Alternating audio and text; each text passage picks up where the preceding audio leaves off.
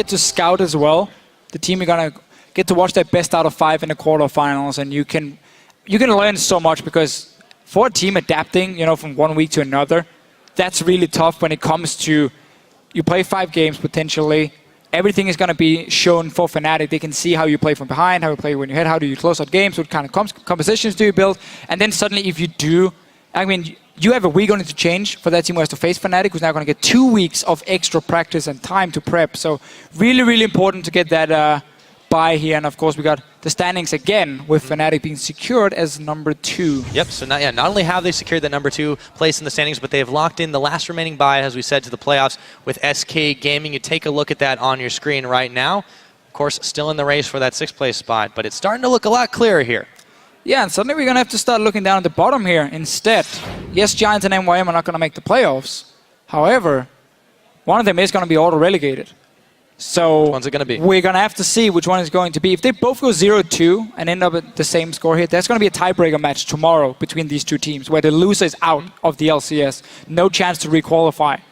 And the winner would go down to the promotion tournament and face one of the challenger teams. So that's going to be a tricky, tricky one. NYM plays SK Gaming. That's next game. We're not exactly expecting them to win that one, even though upsets have happened in the past. Very, very true. SK Gaming obviously want to win and secure completed that number 1 spot.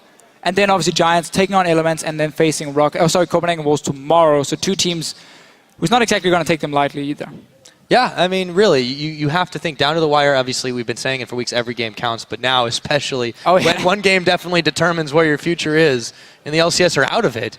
It makes teams a little more dangerous than usual, Deficio. You'd think anything can happen. Anything can happen, and I wouldn't even be surprised to see some new picks maybe. NYM trying to We've seen a lot already on 5-5. We've seen, was it 48 picks? Yeah, well, we've seen we saw Katarina. We saw Katarina. Yeah. We've got some new picks to add in as well. We got to see Hecarim again for Huni. I like that. We got to see Ezreal AD carry. Ezreal AD carry. That's good for us. That's kind of boring, but we'll take it. It worked okay. It was a safe lane. But hey. It worked out, and to be honest, Sharnan really never got rolling. He goes 0-4-0 on Caitlyn this game. In the lane. He had some real trouble. Kasing got blown up so many times.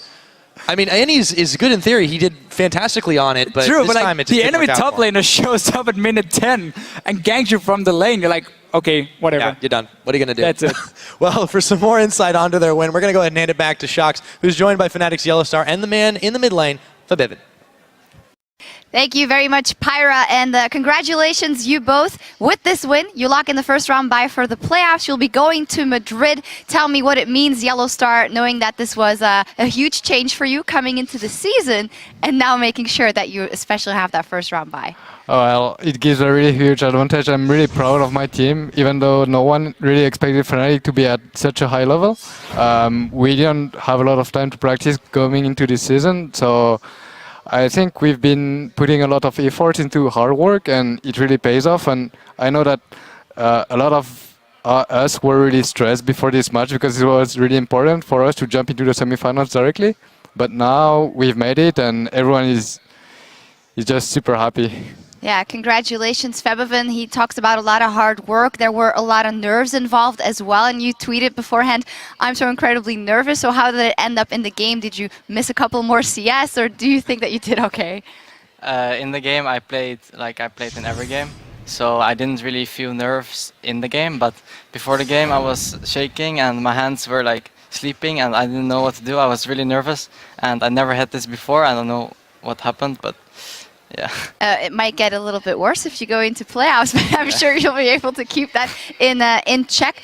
Tell me about H2K and the way you beat them. You guys are obviously a very aggressive team, and you got a lot of kills early, but H2K always manages to stay in the game. Did your game plan change at any point, knowing that, oh, we seem to have so many kills, but H2K is still taking towers?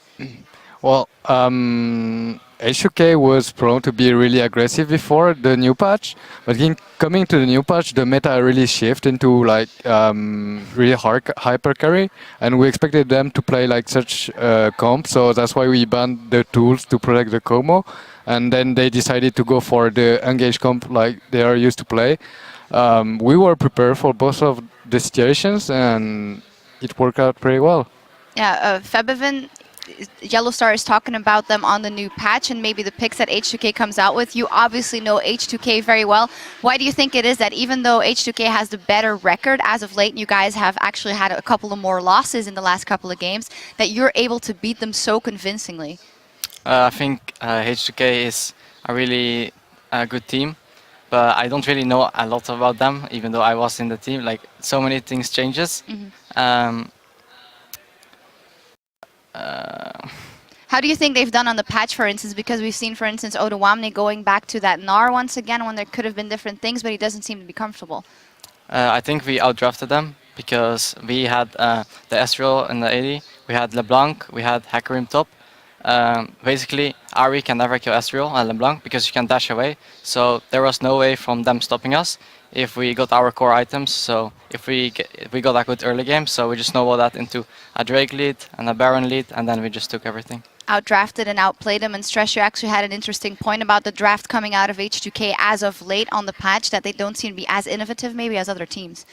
Yeah, that is one of the things that we were talking about when we were looking at the picks and bans, is that first picking Annie straight away was a little bit of a... I guess it goes along H2K's kind of picks and bans. You guys must have expected that, I guess. Yeah, but I don't think Annie right now in the meta is a first pick material. I'd say like it's more based on tank champions, CC and all of this. So she's pretty squishy and really vulnerable to ganks, and I mean, it's the way they want to play, and I really respect that, and we really punish that lane. No. You didn't go for the Nautilus second time again. Did you get burned, or what happened there? No, the thing is, I was really thinking about it, but we wanted to snowball that bot lane, and with Thresh is way easier. Even though the first gank we didn't manage to take one kill, we burned the flash, and Caitlyn is not as efficient as she is now, as she was. Yeah, well, good pick in the end. You guys pulled out. One final question. We didn't hear that much from you guys before the season. Obviously, you were also kind of waiting out how it would be and how the synergy would be. Turns out it is pretty good. You guys get that first round bye for the playoffs. So tell me about your expectations for playoffs, because you can dream big with the things that you've shown so far, Bora. Yeah, we are working really hard every day. We really want to improve. Everyone wants to show that Fnatic is still here. We already have 3 European titles, so we're going for the 4th one. Yeah, I love that you say we, with your new teammates gearing up to get that one. Well, congratulations. Thank you. All right, for now, though, we need to take a break. But when we return, Meet Your Makers will look to score a win off #1 SK Gaming to climb out of the last place auto-relegation spot. It's getting awfully close to do or die, so don't miss it. Actually, if I carry alone, I go nyam nyam nyam nyam. When I eat every oot. Yeah, you should. Nyam nyam nyam nyam. But there we go, the Timbers is going to land the box as well in Yarn, and there's the true shot barrage, and Huni with the onslaught of Shadows is going to pick up his second. I go move. Caitlyn! I'm really strong, thank you. Here comes the teleport in. Lulex taken oh so low. Huni just going around the side, and he gets the flank on Fnatic. They take the 2-0, and they are the #2 seed here in Europe.